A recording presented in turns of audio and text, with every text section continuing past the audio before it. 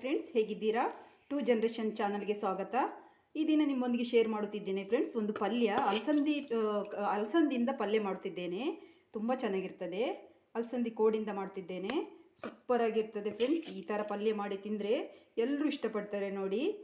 ಅಲಸಂದಿ ಎಲ್ರಿಗೂ ಇಷ್ಟ ಆಗೋದಿಲ್ಲ, ಆದರೆ ಹೀಗೆ ಮಾಡಿಕೊಟ್ರೆ ನೋಡಿ ತುಂಬ ಇಷ್ಟಪಟ್ಟು ತಿಂತಾರೆ. ಹಾಗೆ ಫ್ರೆಂಡ್ಸ್, ನೀವು ನನ್ನ ಚಾನಲನ್ನು ಲೈಕ್ ಮಾಡಿ, ಶೇರ್ ಮಾಡಿ, ಸಬ್ಸ್ಕ್ರೈಬ್ ಮಾಡಿ ಫ್ರೆಂಡ್ಸ್. ಯಾರಾದರೂ ಸಬ್ಸ್ಕ್ರೈಬ್ ಮಾಡದೆ ನೋಡ್ತಿದ್ರೆ ಸಬ್ಸ್ಕ್ರೈಬ್ ಮಾಡ್ಕೊಂಡು ದಯವಿಟ್ಟು ಸಬ್ಸ್ಕ್ರೈಬ್ ಮಾಡ್ಕೊಂಡು ನೋಡಿ, ಸಪೋರ್ಟ್ ಮಾಡಿ. ಹಾಗೆ ಈ ರೆಸಿಪಿ ಮಾಡುವ ವಿಧಾನವನ್ನು ಕೂಡ ನೋಡ್ಕೊಂಡು ಬರೋಣ ಬನ್ನಿ ಫ್ರೆಂಡ್ಸ್. ಇಲ್ಲಿ ನಾನು ಅಲಸಂದೆಯನ್ನು ತೊಳೆದಿಟ್ಕೊಂಡಿದ್ದೇನೆ ನೋಡಿ. ಇದೀಗ ಚಿಕ್ಕದಾಗಿ ಕಟ್ ಮಾಡ್ಕೊಳ್ಬೇಕಾಗ್ತದೆ. ನೋಡಿ ಎಷ್ಟು ಲಾಂಗ್ ಇದೆ ನೋಡಿ, ಸಿಕ್ಕಾಪಟ್ಟೆ ಲಾಂಗ್ ಇದೆ. ಇದನ್ನು ಚಿಕ್ಕದಾಗಿ ಹಚ್ಕೊಳ್ತೇನೆ ಫ್ರೆಂಡ್ಸ್. ಒಂದು ಬಾಣಲಿ ಇಟ್ಕೊಂಡಿದ್ದೇನೆ, ಮೀಡಿಯಂ ಫ್ಲೇಮಲ್ಲಿ ಇಟ್ಕೊಳ್ಳಿ. ಈಗ 2 ಟೇಬಲ್ ಸ್ಪೂನ್ ಆಯಿಲ್ ಹಾಕೊಳ್ಳೋಣ. ಆಯಿಲ್ ಹೀಟ್ ಆಗಿದೆ ಫ್ರೆಂಡ್ಸ್. ಸ್ವಲ್ಪ ಉದ್ದಿನಬೇಳೆ ಹಾಕ್ತೇನೆ.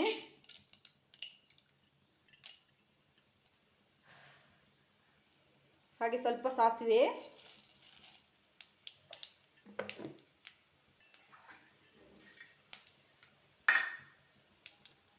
ಒಂದೆರಡು ಒಣಮೆಣಸು,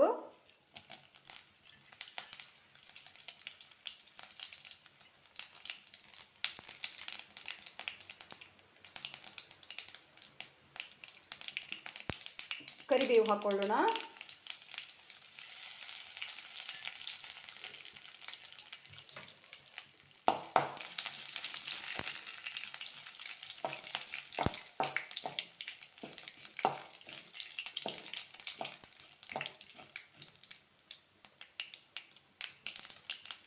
ಸಾಸಿವೆ ಸಿಡಿತಾ ಇದೆ ಫ್ರೆಂಡ್ಸ್.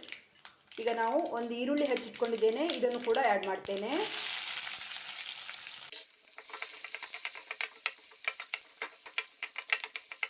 ಫ್ರೆಂಡ್ಸ್, ಈಗ ನಾನು ಹಿಂಗೆ ಸೇರಿಸ್ತೇನೆ.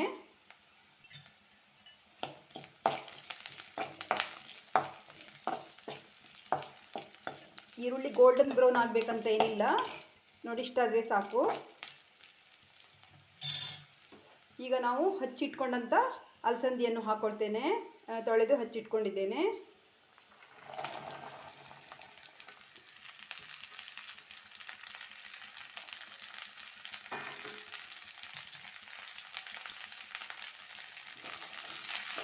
ಎಲ್ಲ ಫ್ರೈ ಮಾಡೋಣ, ಮಿಕ್ಸ್ ಮಾಡೋಣ.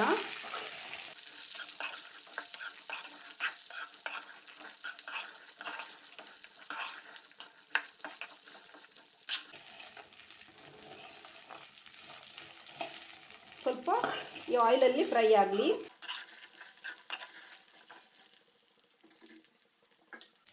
ಈಗ ಸ್ವಲ್ಪ ನೀರು ಸೇರಿಸ್ಕೊಳ್ತೇನೆ ಫ್ರೆಂಡ್ಸ್. ತುಂಬ ಹಾಕೋದು ಬೇಡ, ಸ್ವಲ್ಪ ಹಾಕಿದರೆ ಸಾಕು. ನೋಡಿ, ಇಷ್ಟು ನೀರು ಸೇರಿಸ್ಕೊಂಡಿದ್ದೇನೆ. ಮುಳುಗೋಷ್ಟು ನೀರು ಹಾಕಬೇಡಿ.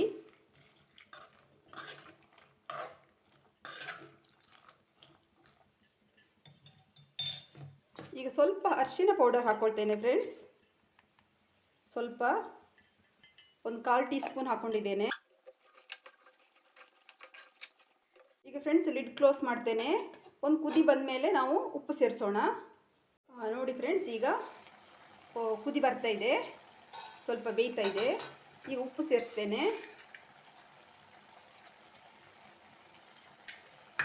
ಜಾಸ್ತಿ ಸೇರಿಸ್ಬೇಡಿ, ನೋಡ್ಕೊಂಡು ಸೇರಿಸಿ. ಹಾಗೆ ಒಂದು ಸ್ವಲ್ಪ ಬೆಲ್ಲ ಹಾಕ್ತೇನೆ. ಪಲ್ಯ ಚೆನ್ನಾಗಿ ಟೇಸ್ಟ್ ಬರ್ತದೆ ಬೆಲ್ಲ ಹಾಕೋದ್ರಿಂದ. ಆಪ್ಷನಲ್, ಇಷ್ಟ ಇದ್ದರೆ ಹಾಕ್ಬೋದು, ಹಾಕಿದರೆ ಚೆನ್ನಾಗಿರ್ತದೆ ಫ್ರೆಂಡ್ಸ್.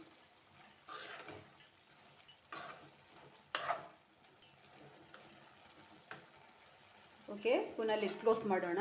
ಅದು ಚೆನ್ನಾಗಿ ಬೇಯಬೇಕು ಫ್ರೆಂಡ್ಸ್. ಅಲ್ಲಿ ಅಲಸಂದೆ ಬೇಯ್ತಾ ಇದೆ, ನಮ್ಮ ತರಕಾರಿ ಬೇಯ್ತಾ ಇದೆ. ನಾವಿಲ್ಲಿ ಒಂದು ಮಸಾಲ ರೆಡಿ ಮಾಡ್ಕೊಳ್ಬೇಕು. ಅದಕ್ಕೆ ಬೇಕಾಗುವ ಸಾಮಗ್ರಿಗಳು: ಹಸಿಮೆಣಸಿನಕಾಯಿ, ಒಂದು ಅರ್ಧ ಟೀ ಸ್ಪೂನ್ ಸಾಸಿವೆ, ಹಾಗೆ 1 ಟೀ ಸ್ಪೂನ್ ಜೀರಿಗೆ. ಇಷ್ಟನ್ನೇ ನಾವು ಹಾಕ್ಕೊಳ್ಳುವಂಥದ್ದು. ಇದನ್ನು ನಾವು ಹಸಿಯಾಗಿ ರುಬ್ಕೊಳ್ಬೇಕು ಫ್ರೆಂಡ್ಸ್. ಹಸಿಯಾಗಿ ಹಾಗೆ ರುಬ್ಕೊಳ್ಬೇಕು.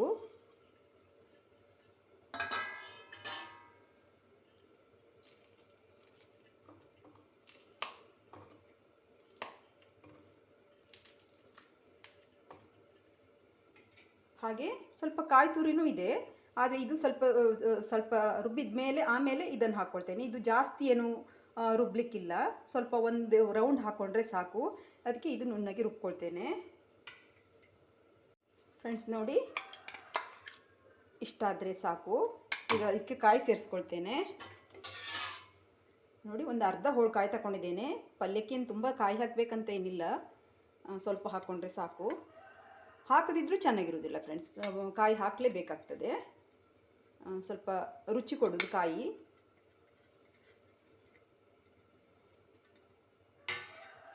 ಇದು ಒಂದು ರೌಂಡು ಗರ್ರ್ ಮಾಡ್ಕೊಂಡ್ರೆ ಆಯಿತು, ಒಂದೆರಡು ರೌಂಡು. ನೋಡಿ ಫ್ರೆಂಡ್ಸ್, ಕಾಯಿ ಕೂಡ ರುಬ್ಬಿ ಆಗಿದೆ. ನೀರು ಸೇರಿಸ್ಲಿಕ್ಕಿಲ್ಲ ಫ್ರೆಂಡ್ಸ್, ನೀರು ಹಾಕ್ಕೊಂಡು ರುಬ್ಬೇಡಿ, ಹೀಗೆ ಡ್ರೈಯೇ ಇರಬೇಕು ಇದಾಯ್ತಾ. ಪಲ್ಯ ಡ್ರೈ ಪಲ್ಯ ಅಲ್ವಾ, ಹಾಗಾಗಿ ನೋಡಿ ಇಷ್ಟು ಮಾಡಿಕೊಂಡ್ರೆ ಸಾಕು. ಒಂದು 2 ರೌಂಡು ತಿರುಗಿಸ್ಕೊಂಡ್ರೆ ಆಯಿತು. ಫ್ರೆಂಡ್ಸ್, ಈಗ ನಮ್ಮ ಅಲಸಂದಿ ಬೆಂದಿದೆ. ಒಮ್ಮೆ ಚೆಕ್ ಮಾಡೋಣ. ನೋಡಿ, ನೀರೆಲ್ಲ ಡ್ರೈ ಆಗಿದೆ. ನೋಡಿ, ನೀರೆಲ್ಲ ಡ್ರೈ ಆಗಿದೆ, ಬೆಂದಿದೆ. ತುಂಬ ಏನು ಬೇಯಲಿಕ್ಕಿಲ್ಲ, ಜಾಸ್ತಿ ಬೆಂದರೆ ಅದು ಒಳ್ಳೆಯದಾಗೋದಿಲ್ಲ ಫ್ರೆಂಡ್ಸ್. ಸ್ವಲ್ಪ ಹದ ಇರಬೇಕು.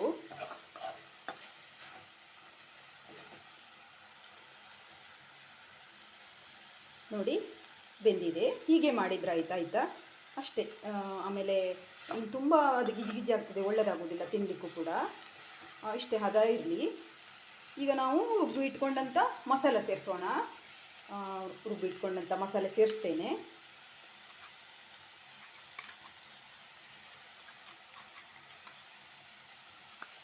ಈಗ ಲೋ ಫ್ಲೇಮಲ್ಲೇ ಇಟ್ಕೊಳ್ಳೋ ಫ್ರೆಂಡ್ಸ್, ಯಾಕೆಂದರೆ ಇದು ಸ್ವಲ್ಪ ಬೇಯಬೇಕಾಗ್ತದೆ ಈ ಮಸಾಲ ಹಾಕಿದ ಮೇಲೆ. ಲೋ ಫ್ಲೇಮಲ್ಲೇ ಇಟ್ಕೊಳ್ಬೇಕು, ಯಾಕೆಂದರೆ ಡ್ರೈ ಇದೆ ಅಲ್ವಾ, ಹಾಗಾಗಿ.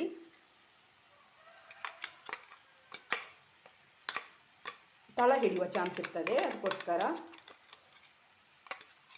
ಯಾವುದಾದ್ರೂ ಅಷ್ಟೇ, ನಾವು ಡ್ರೈ ಮಾಡುವಾಗ ಸ್ವಲ್ಪ ಲೋ ಫ್ಲೇಮಲ್ಲಿ ಇಟ್ಕೊಂಡ್ರೆ ಒಳ್ಳೆಯದಲ್ವ ಫ್ರೆಂಡ್ಸ್.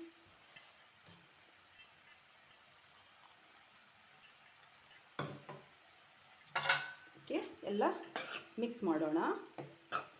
ಉಪ್ಪೊಂದ್ಸರಿ ಚೆಕ್ ಮಾಡ್ಕೊಳ್ಳಿ ಫ್ರೆಂಡ್ಸ್, ಆಯಿತಾ.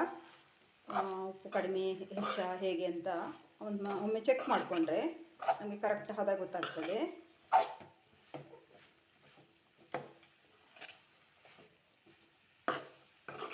ತುಂಬ ಚೆನ್ನಾಗಿರ್ತದೆ ಫ್ರೆಂಡ್ಸ್. ಹಾಗೆ ಕೆಲವೊಬ್ಬರು ಈರುಳ್ಳಿ ತಿನ್ನದವರು ಈರುಳ್ಳಿನ ಸೇರಿಸೋದು ಬೇಡ, ಬೇಕಿದ್ದರೆ ಈ ಒಗ್ಗರಣೆಯಲ್ಲಿ.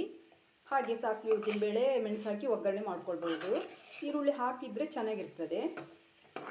ಆದರೆ ಕೆಲವರು ತಿನ್ನೋದಿಲ್ಲ ನೋಡಿ ಈರುಳ್ಳಿ ಬೆಳ್ಳುಳ್ಳಿ ಅಂಥವರು ಹಾಗೆ ಮಾಡ್ಕೊಳ್ಬೋದು. ನೋಡಿ ಎಷ್ಟು ಘಮ ಬರ್ತಾ ಇದೆ ಗೊತ್ತುಂಟಾ, ಅಷ್ಟು ಚೆನ್ನಾಗಿರ್ತದೆ ಪಲ್ಯ. ತಿಳಿ ಸಾರು ಹಾಕ್ಕೊಂಡು ಸೈಡಿಗೆ ಅನ್ನದ ಜೊತೆಗೆ ನಂಚ್ಕೊಳ್ಳಿಕ್ಕೆ ತುಂಬ ಚೆನ್ನಾಗಿರ್ತದೆ. ಈಗ ಫ್ರೆಂಡ್ಸ್, ನಾನು ಸ್ವಲ್ಪ ಕೊತ್ತಂಬರಿ ಸೊಪ್ಪು ಹಾಕ್ಕೊಳ್ತೇನೆ. ಹಾಕಿ ಲಿಡ್ ಕ್ಲೋಸ್ ಮಾಡ್ತೇನೆ. ಒಂದು 3 ಮಿನಿಟ್ಸ್ ಹೀಗೆ ಕುಕ್ ಆಗಲಿ, ಯಾಕೆಂದರೆ ಅದು ಕಾಯೆಲ್ಲ ಹಸಿ ಅಲ್ವಾ, ಅದು ಬೇಯಬೇಕಲ್ವ, ಅದಕ್ಕೋಸ್ಕರ ಒಂದು 3 ಮಿನಿಟ್ಸ್ ಹೀಗೆ ಕುಕ್ ಆಗಲಿ. ಓಕೆ ಫ್ರೆಂಡ್ಸ್, 3 ಮಿನಿಟ್ಸ್ ಆಗಿದೆ. ನೋಡಿ, ಎಲ್ಲ ಆವಿ ಬರ್ತಾ ಇದೆ ನೋಡಿ. ಅಷ್ಟು ಹಾಗೆ ಬರಬೇಕು. ಕಾಯಿ ಆವಿಯಲ್ಲಿ ಸ್ವಲ್ಪ ಬೇಯಬೇಕು, ಡ್ರೈ ಆಗಬೇಕು, ಆಗಲೇ ಚೆನ್ನಾಗಿರುವುದು. ಆದರೆ ಲೋ ಫ್ಲೇಮಲ್ಲೇ ಇಟ್ಕೊಳ್ಳಿ, ತಳ ಹಿಡಿಯುವ ಚಾನ್ಸಸ್ ಇದೆ. ನಾನು ಲೋ ಫ್ಲೇಮಲ್ಲೇ ಇಟ್ಕೊಂಡಿದ್ದೇನೆ. ನೋಡಿ ಎಷ್ಟು ಚೆನ್ನಾಗಿ ಬರ್ತದೆ ಗೊತ್ತುಂಟಾ. ನೀವು ಕೂಡ ಮನೆಯಲ್ಲಿ ಟ್ರೈ ಮಾಡಿ ಫ್ರೆಂಡ್ಸ್. ನೀವು ಮಾಡಿ ಕಮೆಂಟಲ್ಲಿ ಹೇಳಿ ನನಗೆ ಹೇಗೆ ಬಂದಿದೆ ಅಂತ, ನೀವು ಮನೆಯಲ್ಲಿ ಮಾಡಿದಾಗ. ನೋಡಿ, ಇದು ಚಪಾತಿ, ರೈಸ್, ದೋಸೆ ಯಾವುದಕ್ಕೂ ಆಗ್ತದೆ, ಅಷ್ಟು ಚೆನ್ನಾಗಿರ್ತದೆ ಫ್ರೆಂಡ್ಸ್. ಓಕೆ, ಸ್ಟವ್ ಆಫ್ ಮಾಡ್ತೇನೆ. ಓಕೆ, ಸರ್ವ್ ಮಾಡೋಣ.